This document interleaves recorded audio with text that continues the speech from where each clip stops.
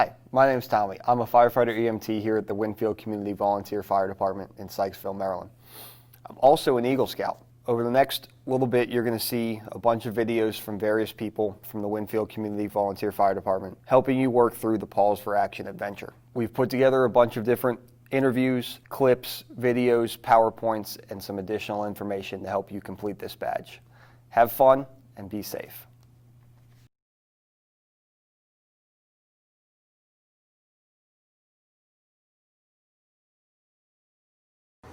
I'm Lieutenant Colonel Dan Collins.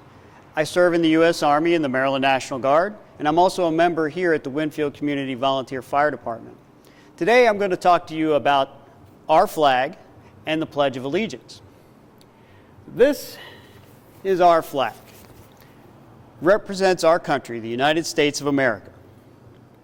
This flag has grown and evolved as our country has grown and evolved. The first flag was authorized on June 14, 1777, by the Continental Congress.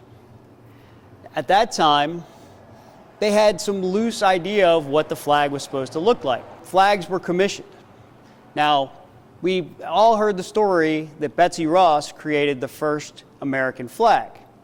Historians cannot confirm that, but we do know that she made an early American flag and should be credited for making the flag during the rebellion, which was a very patriotic thing to do. So our flag, similar to the one that she made many, many years ago, has 13 stripes, alternating red and white. Those 13 stripes represented the 13 colonies. They still do today. In the upper quadrant of the flag is a blue field. Now, her blue field had a circle of 13 stars, also to represent the 13 colonies. Today, our flag has many more stars, one for each state. So today, we have a total of 50 stars. The colors of the flag are significant. The color red represents valor. It represents those people who were brave, who fought against England to rebel and form our own country. And it continues to represent the people who are brave and serve our country today, both in civilian life and, like me, in the military, and all of our first responders. White symbolizes purity, the purity of our intentions to be a free and honest country. The blue represents perseverance, perseverance to continue to drive on, to keep this country going, and to make it the shining example for all other countries in the world. In 1814, close to here, in Baltimore, Maryland, our most famous flag was created. It was commissioned by the commander of the Army fort, Fort McHenry, which protected the entrance to the port of Baltimore. This flag was made by a woman named Mary Pickersgill. She made a very, very, very large flag because the commander of the fort wanted it to be seen from very, very far away. He understood that he was potentially going to be attacked by the British Navy and Army, and he wanted to make sure that his flag was seen from a long way away as a show of defiance. We call that flag the Star-Spangled Banner. That flag differed from our flag today because it had 15 stars to represent the 15 states in the United States at the time, but it also had 15 stripes, also to represent all 15 states. Soon after the War of 1812, Congress changed the flag law to limit the stripes to only 13. They were concerned that as we added states, that there would be so many stripes, it would really make the flag not so good looking. So that is our good looking flag. Now here, we're displaying it on a pole. When the flag is displayed on a pole, it needs to be free to move around in the wind. It shouldn't touch the ground, and it should not be close enough to something that when the wind blows that it could brush up against something, like it's too close to the fire engine. So when it's on a pole outside, it needs to be able to fly free to represent our free country. We never want the flag to be brushing up against a building or something else when the wind is blowing. Also, when we display the flag, we want to make sure that it doesn't touch the ground. Now, you don't have to immediately dispose of a flag that touches the ground, but we need to make sure that we keep our flag clean. because a dirty flag is not a good representation of our country. When we display the flag on the wall, like that, the blue part of the flag, which is also called the Union, needs to be up and to the left as you're standing in front of it. That is what we call the position of honor. It needs to be to the flag's right. As you can see, I wear my patch, my flag patch, on my right sleeve because that is the position that it should be in. It should always be to the farthest right of all the other flags. Or if you're standing in front of it, it will always be to the farthest left. That's the position of honor, which is why we display our flag on the wall that way.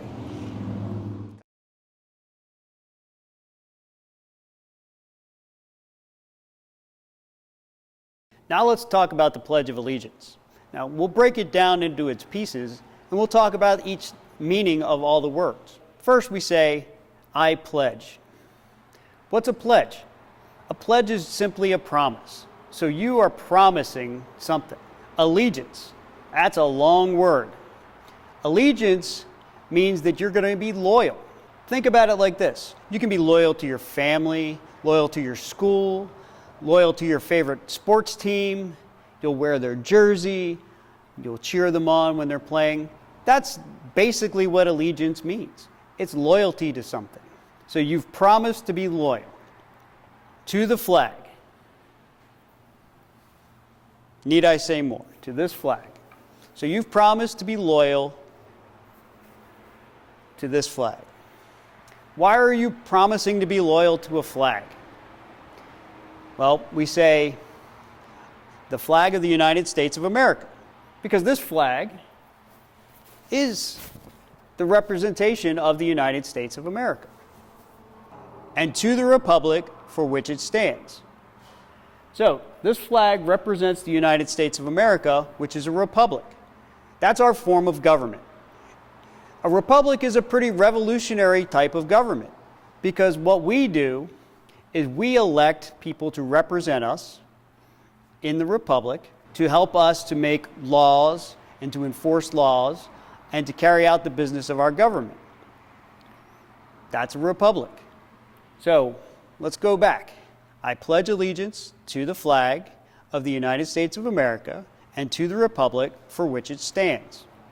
This flag represents the republic that is the United States of America, and you've promised to be loyal to it. One nation under God. What does that mean? Well, we believe in a higher power, a higher law, the natural law.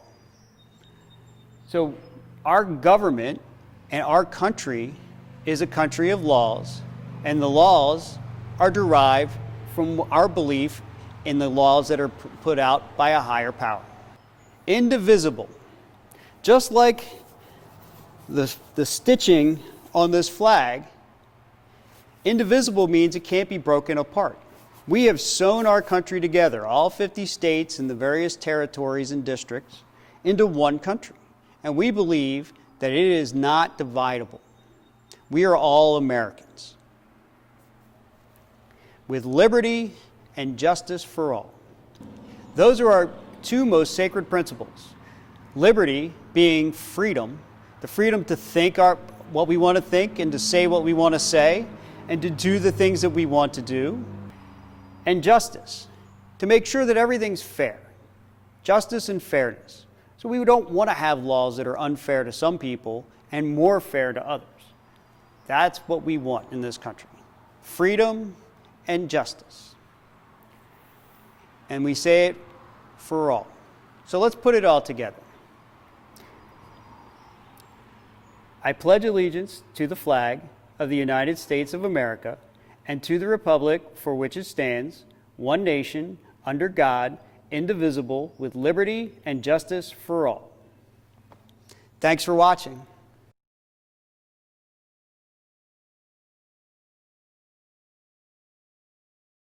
Hi, I'm here with Natalie, and we're going to talk to you about Requirement 2B. Requirement 2B asks you to find historical sites or places of interest and go out and visit them.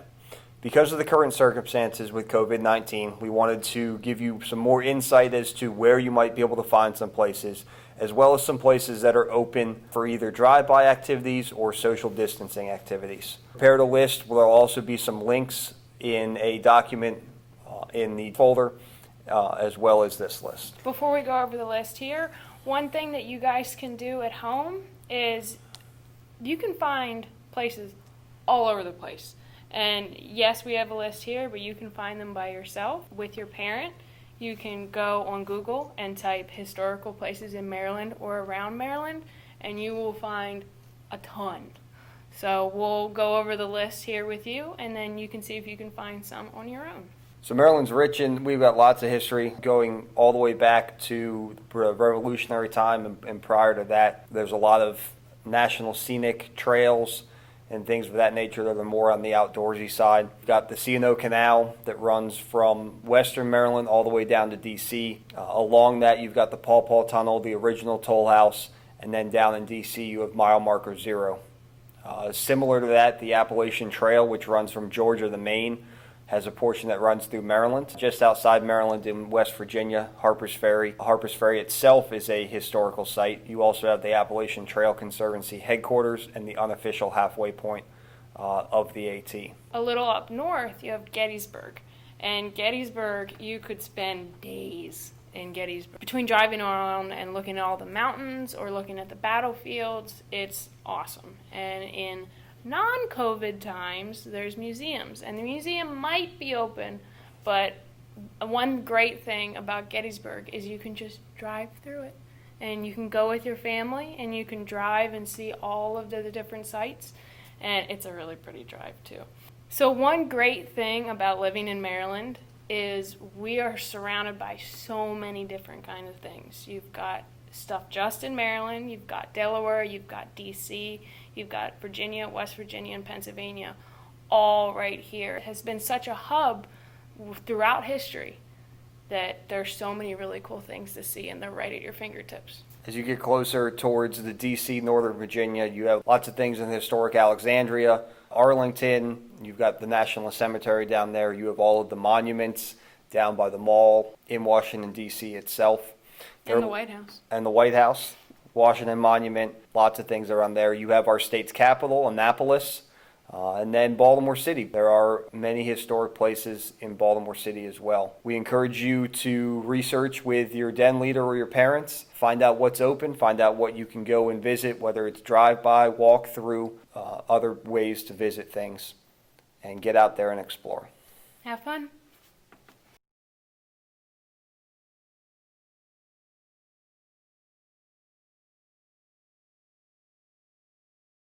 Good afternoon. My name is Tommy Davis. My name is Chris Fry. We're both firefighter EMTs here in Sykesville, Maryland at the Winfield Community Volunteer Fire Department.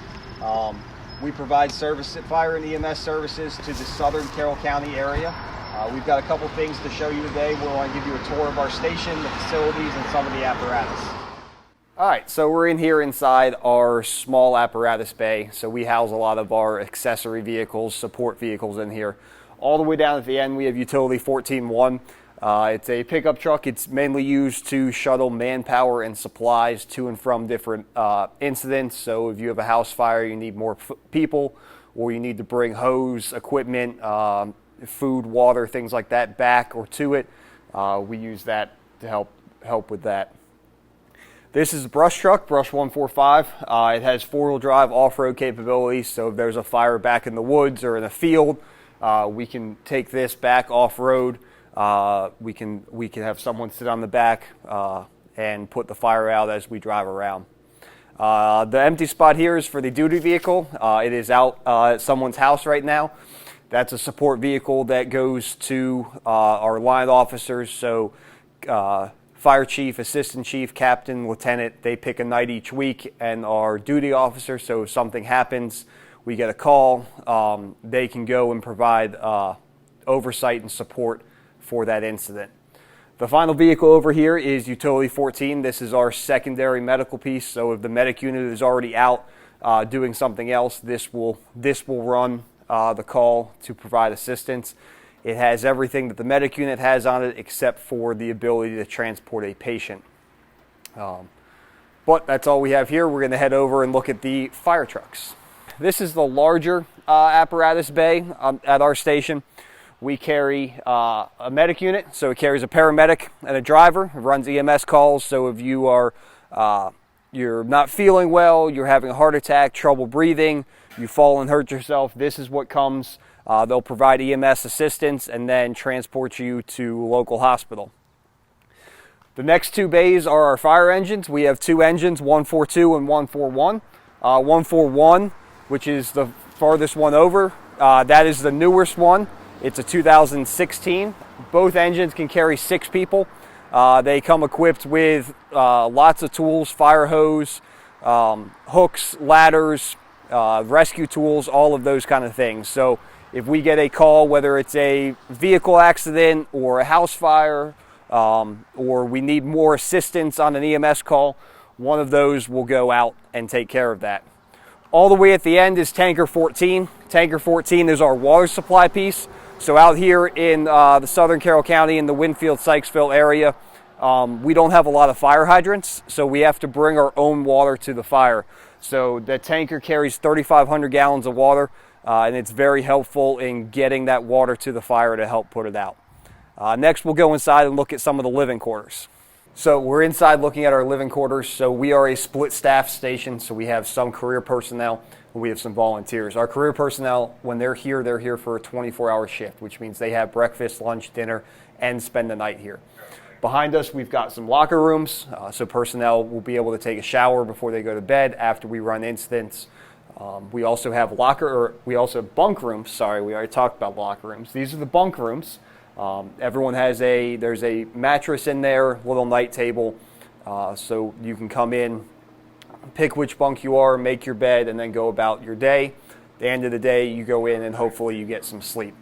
As we continue down the hallway, we have a bunch of different support things. There's a washer, dryer, laundry room there. This over here is our admin office, a place with a couple computers, a big copier. You can have smaller meetings. It's a good place for volunteers to go and sit and work on homework, or if you need to do some more lengthy computer work. We have our EMS supply closet, which is there. Nothing really exciting in there other than extra Band-Aids and other fancy EMS supplies. On my right-hand side, we have our memo board. It provides all sorts of different updates from EMS protocols, for notes for volunteers, any bulletins, training regimens, things like that may have come out. Then we have an EMS office for EMS captains and lieutenants. We have the chief's office for the fire chief and other line officers. Over here is our riding assignment board, so if we are staffing the evening, you can come and put your name on whichever piece of apparatus you're riding that night. In our entranceway, because of the COVID crisis, we have our temperature scanner, so when you come into the station, you stand in front of the camera, it takes your temperature, and then assuming that you are below the immediate what you need, you're good to go. As you come down here, you can see some of our paid personnel. They just finished dinner. They're trying to behave themselves while we give this lovely tour. We have a great table here, brand new, just redone. It's fantastic, where we share our big family meals. We got some lounge chairs, TV, and a kitchen so that everyone can make their meals. And that's all.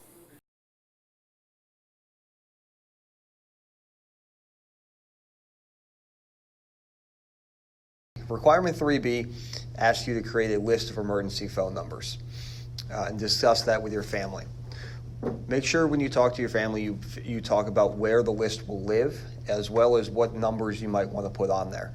A good starting place is you should have 911. Yes, it seems simple, but in an emergency situation, sometimes things are hard to remember. Another good number to have on there is poison control. Poison control's number is 1-800-222-1222. They are a very great resource. If you eat something you're not supposed to, and you call 911, they may direct you to also talk to poison control. Another good number to have on there is you should always have your parents' cell phone number as well as their work phone number. So if they work in an office and have a desk phone, you should have that number as well as their cell phone number. You should also have where they work. So company name, address, in case you need to get a hold of them or someone else needs to help get a hold of them. Other good numbers are close family members, so whether they're your grandparents, aunts, uncles who live nearby, even if they don't live nearby, someone who you could call and talk to. Also your neighbors. And then if you have animals, whether they're big or small, you should also keep the veterinarian's number around. In addition to discussing this with your family and where you want to keep the list, you should also discuss what to do if something were to happen and you can't get a hold of your parents. Who should you talk to? Should you go to the neighbor's house? Should you call your aunt? What you should do in that situation, and make sure that those people's contact numbers are on the list.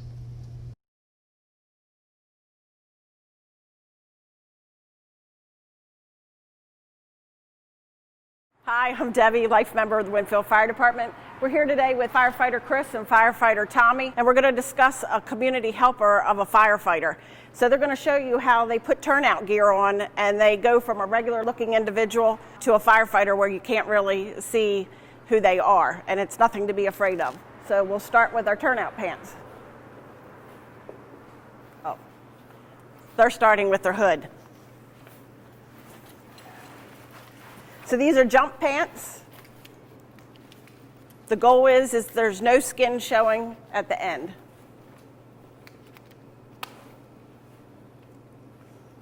Next up, putting their coat on. You'll hear it as a turnout coat or just a coat.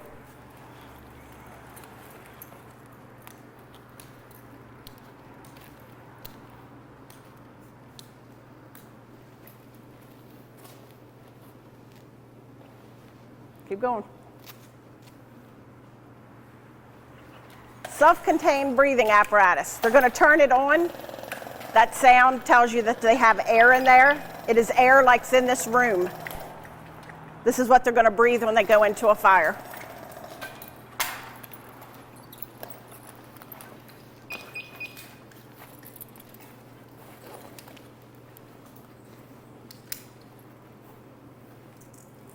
Next is the mask.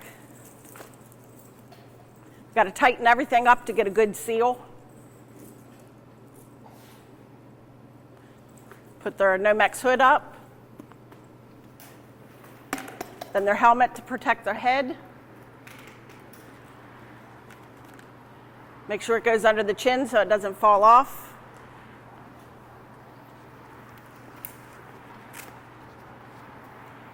They're going to put their gloves on to protect their hands. And lastly, hook up to breathe air, which you will hear that they sound very funny.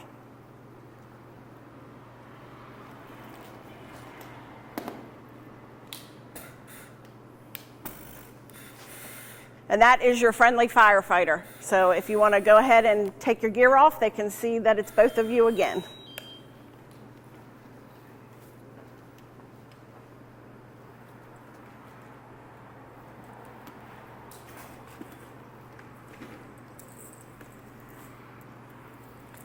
And as you can see, we're back to Tommy and Chris.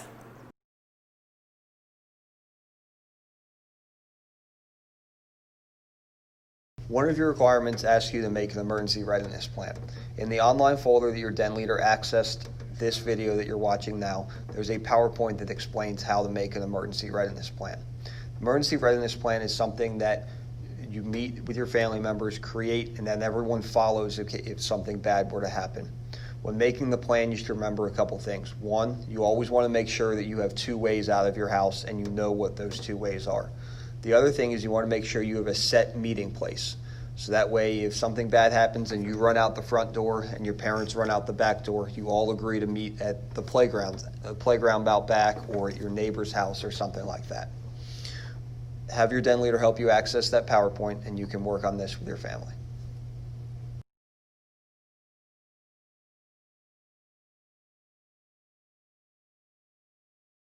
So as fire chief here, that's the top ranking position in terms of operational delivery of services at the fire department. So the position in Winfield is an elected position. There are some requirements that go along with it, but all fire rescue departments generally have one person in charge of operations That would be my position here, and that's what the fire chief does. I'm a paramedic and I respond to any 911 call, anything that they call for. I'm a firefighter EMT here at Winfield. I'm also on the paid personnel committee, and I help take care